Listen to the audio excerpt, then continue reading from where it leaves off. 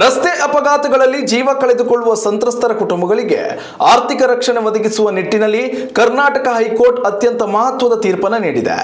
ವಾಹನ ಅಪಘಾತದ ಪರಿಹಾರ ಘೋಷಿಸುವಾಗ ಮೃತರ ಎರಡನೇ ಪತ್ನಿ ಹಾಗೂ ಮಕ್ಕಳಿಗೂ ಕೂಡ ಮೊದಲ ಪತ್ನಿಯಂತೆ ಸಮಾನವಾದ ಹಕ್ಕು ಮತ್ತು ಪರಿಹಾರ ಸಿಗಬೇಕು ಎಂದು ನ್ಯಾಯಾಲಯ ಸ್ಪಷ್ಟಪಡಿಸಿದೆ.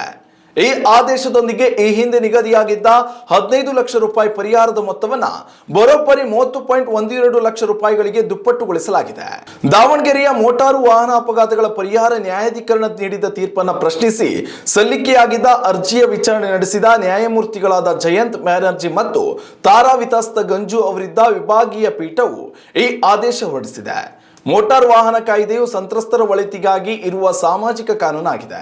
ಇಲ್ಲಿ ಮೃತರ ಕಾನೂನುಬದ್ಧ ವಾರಸುದಾರರು ಎಂದರೆ ಕೇವಲ ಮೊದಲ ಪತ್ನಿ ಅಥವಾ ಪೋಷಕರಿಗೆ ಮಾತ್ರ ಸೀಮಿತವಲ್ಲ. ಮೃತನ ದುಡಿಮೆಯನ್ನು ನಂಬಿ ಜೀವನ ನಡೆಸುತ್ತಿದ್ದ ಮತ್ತು ಆತನ ಸಾವಿನಿಂದ ಆರ್ಥಿಕ ಸಂಕಷ್ಟಕ್ಕೆ ಸಿಲುಕುವ ಪ್ರತಿಯೊಬ್ಬ ಅವಲಂಬಿತರಿಗೂ ಕೂಡ ಈ ಪರಿಹಾರದ ಹಣದ ಮೇಲೆ ಸಂಪೂರ್ಣ ಹಕ್ಕಿರುತ್ತದೆ ಎಂದು ನ್ಯಾಯಪೀಠ ಹೇಳಿದೆ.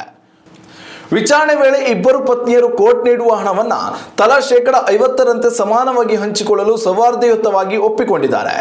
ಈ ಹಿಂದೆ ಟ್ರಿಬ್ಯುನಲ್ ಮೃತನ ಮಾಸಿಕ ಆದಾಯವನ್ನ ಕೇವಲ 10,000 ರೂಪಾಯಿ ಎಂದು ಅಂದಾಜಿಸಿ ತಪ್ಪು ಲೆಕ್ಕಾಚಾರ ಮಾಡಿತ್ತು.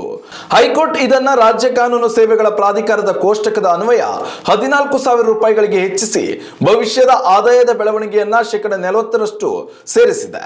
ಅಂತಿಮವಾಗಿ ಇನ್ಶೂರೆನ್ಸ್ ಕಂಪನಿಯು 9% ವಾರ್ಷಿಕ ಬಡ್ಡಿಯೊಂದಿಗೆ ಈ ಒಟ್ಟು 30,12,400 ರೂಪಾಯಿಗಳ ಮೊತ್ತವನ್ನ ಮುಂದಿನ 8 ವಾರಗಳಲ್ಲಿ ಸಂತ್ರಸ್ತ ಕುಟುಂಬಕ್ಕೆ ಪಾವತಿಸಬೇಕೆಂದು ಕಟ್ಟುನಿಟ್ಟಿನ ಆದೇಶ ನೀಡಲಾಗಿದೆ.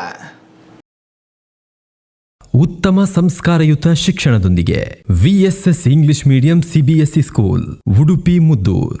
ನರ್ಸರಿಯಿಂದ 10ನೇ ತರಗತಿವರೆಗೆ ಶಿಕ್ಷಣದ ಜೊತೆಗೆ 5ರಿಂದ 10ನೇ ತರಗತಿವರೆಗಿನ ವಿದ್ಯಾರ್ಥಿನಿಯರಿಗೆ ಉತ್ತಮ ಹಾಸ್ಟೆಲ್ ಸೌಲಭ್ಯವೂ ಇದೆ.